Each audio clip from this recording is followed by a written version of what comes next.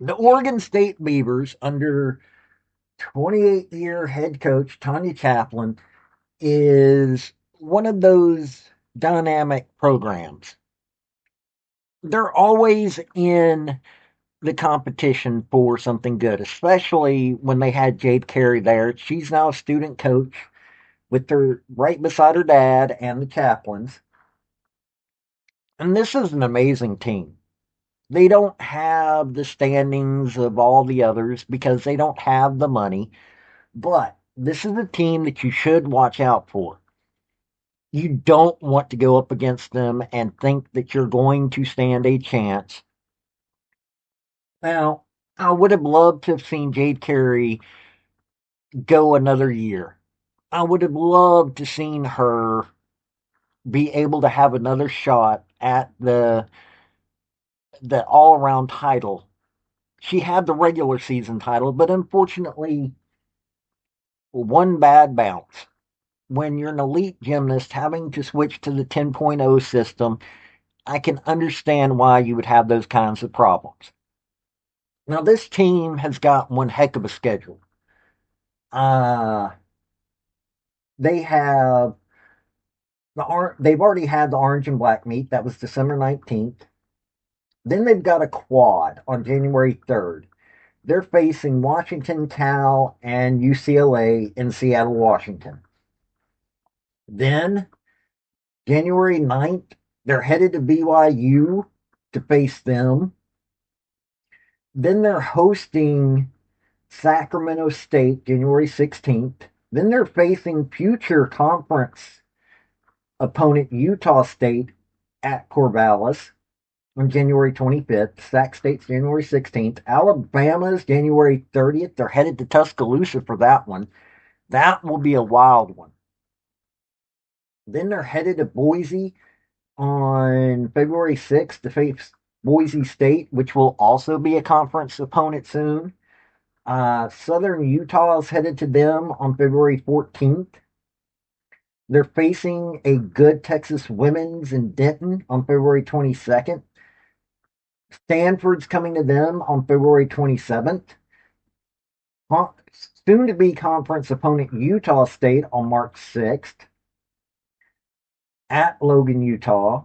Then Denver is coming to them on March 14th. And the NCAA Corvallis Regional, which will be on home court, is April 2nd through the 5th. They've got a tough schedule, but they also are facing a few folks because they don't have a full conference right now. They're the only team in the pack right now, but they're facing some of the ones that will be coming over to them. Hey, Tanya Chaplin is somebody that you should never underestimate, or the teams that she puts together. So we're going to cover Lauren Litch, Jennifer McMillan, Sophia Esposito. Those are three of the greats that are still on this team. Now, let's do just that. Before we get into the crux of this video, hit like, hit subscribe if you like college sports, because I do college sports, primarily college football, college women's gymnastics. Do a little basketball and other sports on occasion, but that's what I do, college. Also, General Robert Nealon, former University of Tennessee head football coach for decades, had 7 maxims to win any game, but they can also help you if you apply them correctly to your life. The second one is play for and make the breaks. When one comes your way, score. That is a maxim that can be also applied to your life. Look for those breaks and take it. Were the right choices from Tanya Chaplin. As Domingo even better with a 9.875. Lauren Letch, her third and final event, 9.825 on vault, 9.775 on floor. If you watch Saturday's meet on Pac-12 Network, she fell against Arizona.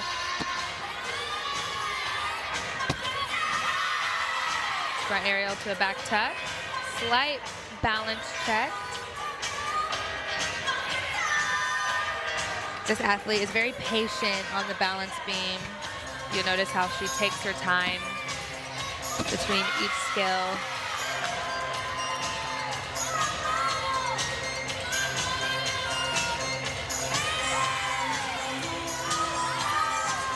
She's definitely one of Oregon State's top performers. She's a former elite, very quiet leader because she leads by example. Getting her front full off the end. Now, Lauren Letch last year was only ranked in the balance beam. She was 63rd with the high score of 9.95. She's a senior this year. She's had a high of 9.875 on the vault. Floor, 9.95 twice. She's competed on beam in every single event last year, 14 meets, including postseason.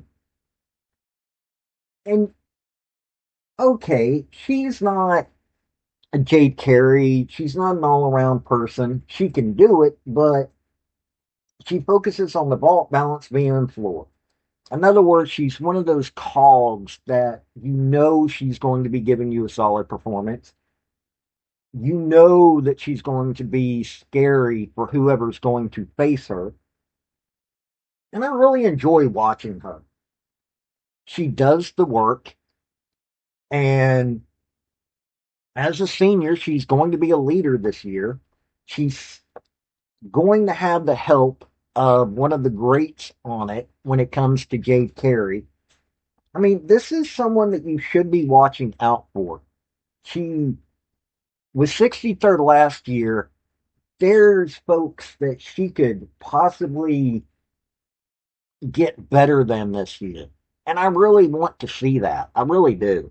And now another freshman, Jennifer McMillan, the Charlotte, North Carolina native. She is the fourth consecutive freshman to go for Oregon State. See her do the Maloney into a bail to handstand. Very clean.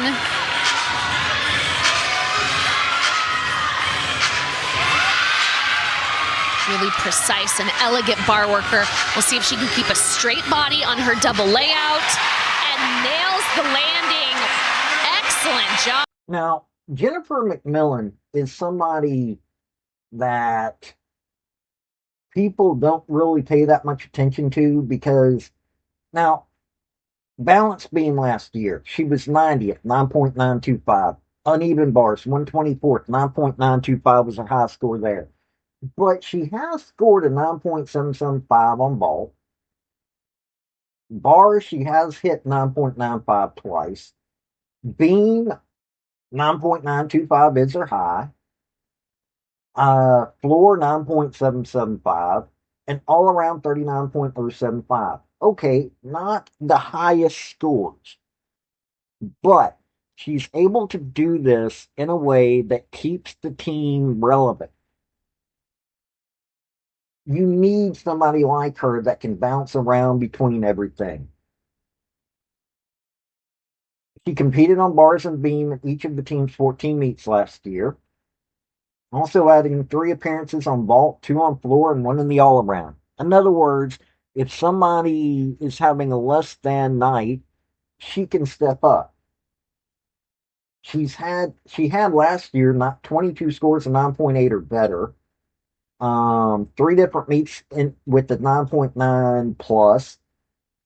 This is somebody that you really do want to have on your team. She can move around. She's a level 10 gymnast.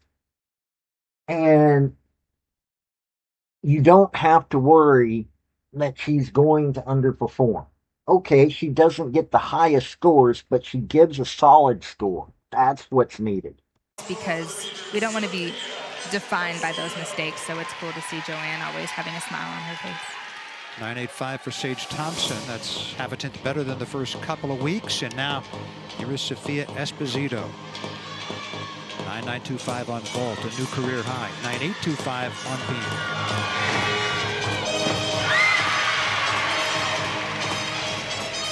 Spectacular start. She did a front through, round off directly into that double tuck. No back handspring. Second Full routine this year for Sophia. Last week at 9.85. Last year, a high of 9.95.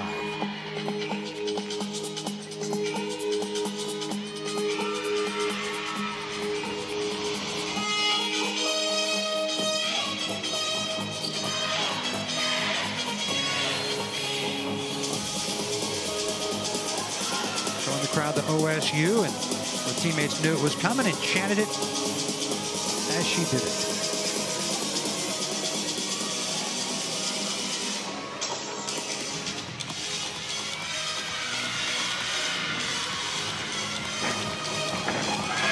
To a Rudy. Sophia Esposito, sophomore for Oregon State. Now, Sophia Esposito. Now, here's someone. She was a Pac-12 Freshman of the Year. She's a junior this year. She was Vault Honorable Mention in 2024 for the Pac-12, three-time Pac-12 Newcomer of the Week.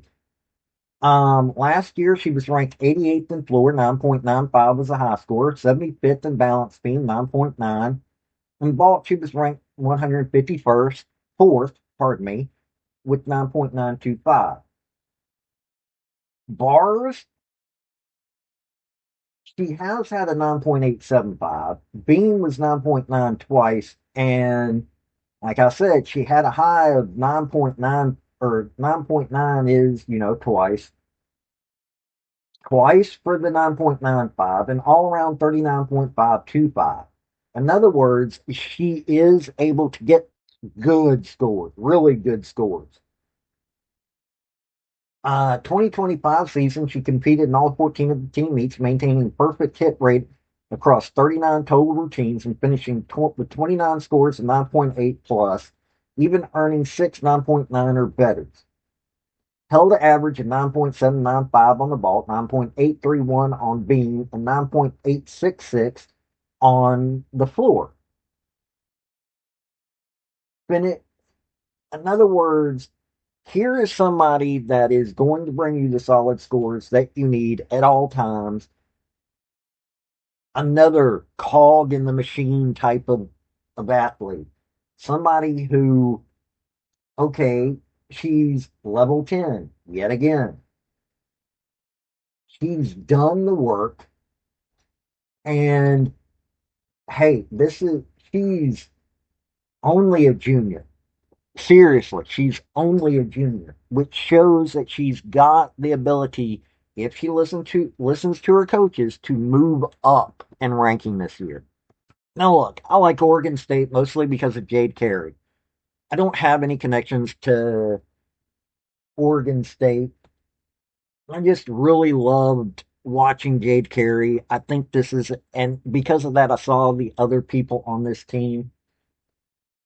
Tanya Chaplin, if you don't know that name, you should. Solid coach. Someone who's made sure to do great things for her university. And she's going to be carrying it over into the new pack. She's also able to highlight what is necessary while also making sure that gymnastics across the country is being paid attention to. I want to see what this team's able to do now that they've got to have a new look.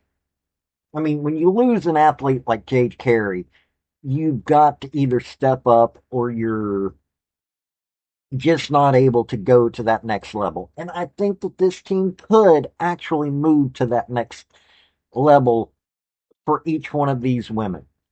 Not just the three that I just highlighted. I mean, Jennifer McMillan, Sophia Esposito, and Lauren Litch are three great gymnasts.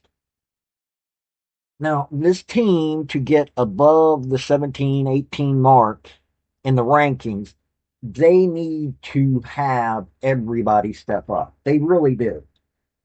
And I think Tanya Chaplin is going to be able to do that. And they've got a decent freshman class. Kaylee Cheek's a good one. They don't have as many freshmen. I mean, Cameron Richardson, now that's a name that's really good. Katie Rude is a good one. Paloma Spiridonova is another good one. Giovanna Tatum. They've got a freshman class that's coming in that has a lot to give and just needs folks to coach them correctly. And I want to see the pack turn into something more. And the best way for that to happen is for Oregon State to maintain their level of amazingness. I think that this is going to be a strong year for them. I don't know how far they'll get, but with them hosting the NCAA regional, hey, that's going to go a long way in giving them an advantage for them to be able to maybe have a shot at getting into the finals. I want to see them do it. I think that they have the talent to do it, but they've got to start out the year strong. They really do. But hey, you tell me what you think. This has been Paul with Redneck Sports. Y'all have a good day now. Bye. Hey, that's my video. Don't forget to hit like and subscribe. And comment. Don't forget that either. Hey, this has been Paul with Artlist.io. Redneck Thinker Media. I do sports, I do politics. Hit like, subscribe. And y'all, this has been Paul. Y'all have a good day now. Bye.